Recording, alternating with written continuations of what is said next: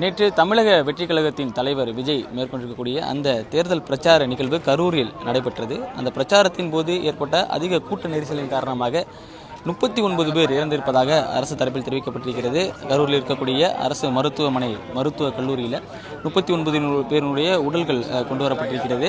அவர்களில் 38 பேர் அடையாளம் காணப்பட்டிருக்கிறார்கள். அந்த 38 பேருடைய அடையாளம் காணப்பட்ட அவர்களுடைய உறவினர்களிடம் அவர்களுடனான அந்த தகவல்கள் பெறப்பட்டிருக்கிறது. அவர்களுடைய முகவரிகளை பெறப்பட்ட அவருடைய உறவினர்களிடம் அவர்களது உடல்களை கொடுக்கக்கூடிய அந்த பணிகளில் தற்போது இங்கே இருக்கக்கூடிய மருத்துவமனை ஊழியர்கள் ஈடுபட்டிருக்கிறார்கள்.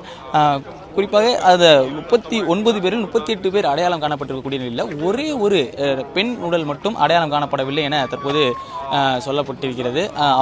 அவர் யார், அவருடைய முகவரி என்ன, அவரை எவ்வாறு அடையாளம் காணுவது என்பது அந்த பணிகள் எல்லாம் தற்போது நடைபெற்று வருவதாக சொல்லப்பட்டிருக்கிறது.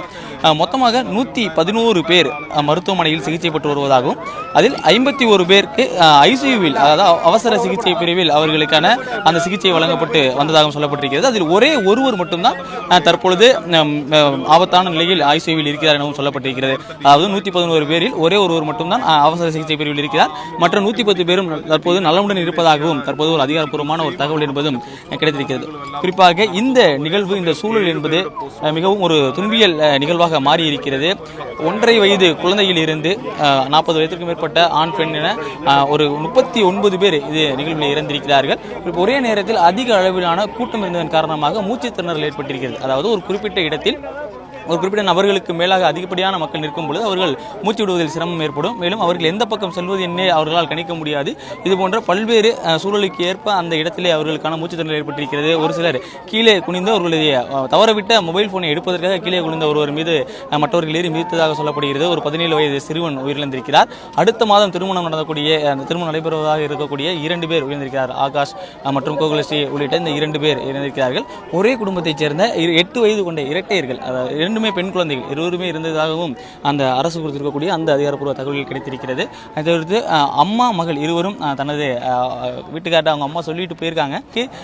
தனது தந்தைக்கு மகன் அனுப்பிய அந்த வாய்ஸ் மெசேஜ் அதை நம்மால் கேட்க முடிந்தது.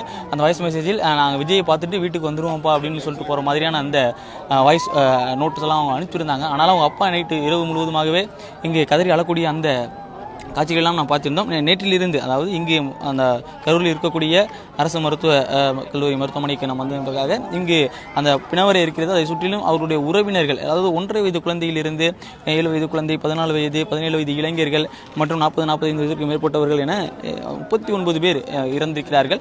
அவர்களுடைய அடையாளம் காணப்படுவதற்கான அந்த பணிகளில் 38 பேருடைய அடையாளம் காணப்பட்டு 14 பேருடைய உடற்கூராய்வு முடித்து அவர்களுடைய குடும்பத்தினரிடம் அவருடைய உடல்களானது ஒப்படைக்கப்பட்டிருப்பதாகவும் சொல்லப்பட்டிருக்கிறது. மீதம் இருக்கக்கூடிய 24 உடல்களும் பிணக்குறாய்வு செய்யப்பட்டு அதன் பிறகாக கொடுக்கப்படும் என சொல்லப்பட்டிருக்கிறது. அந்த அடையாளம் தெரியாத பெண் ஒருவரினுடைய அடையாளத்தை காண்பதற்கான பணிகள் தற்போது நடைபெற்று வருவதாகவும் தற்போது மருத்துவமனை நிர்வாகம் சார்பில் சொல்லப்பட்டிருக்கிறது. தற்போது வரைக்கும் மருத்துவமனையில் சிகிச்சையில் இருப்பவர்களில் 111 பேர் இருக்கிறார்கள். அதில் ஒரே ஒருவர் மட்டும் உயிருக்கு ஆபத்தான நிலையில் ஐசியூவில் இருப்பதாக சொல்லப்பட்டிருக்கிறது. நேற்று இரவிலிருந்து தற்போது வரைக்கும் இந்த கரூர் பகுதி என்பது ஒரு துன்பியல் நிகழ்வு நடந்த ஒரு பகுதியாக மாறியிருக்கிறது. அந்த சம்பவம் நடந்தக்கூடிய அந்த பகுதிகள் காவல்துறையினால் சீல் செய்யப்பட்டிருக்கிறது. அந்த இறந்தவர்களுடைய உறவினர்கள் இங்கே காத்திருந்து கண்ணீர் மல்க அவர்களுடைய உடல்களை பெற்றுச் செல்லக்கூடிய அந்த காட்சிகளையும் நாம் பார்த்திருக்கிறோம். இந்த துன்பியல் நிகழ்வை பொறுத்த வரைக்கும் அரசு அதிகாரிகளை இங்கே வந்திருக்கிறார்கள். அவர்கள் இந்த உடற்கூராய்வு செய்து அவர்களுடைய உறவினரிடம் அவர்களுடைய உடலை ஒப்படைப்பது, மேலும் அவர்களுடைய பாதுகாப்பாக அவர்களுடைய உடல்களை கொண்டு சேர்ப்பது உள்ளிட்ட பணிகள் எல்லாம் தற்போது நடைபெற்று வருகிறது. தற்போது வரைக்கும் 14 பேருடைய உடற்கூராய்வு செய்யப்பட்டு அவர்களுடைய குடும்பத்தினரிடம் அதெல்லாம் ஒப்படைக்கப்பட்டிருக்கிறது.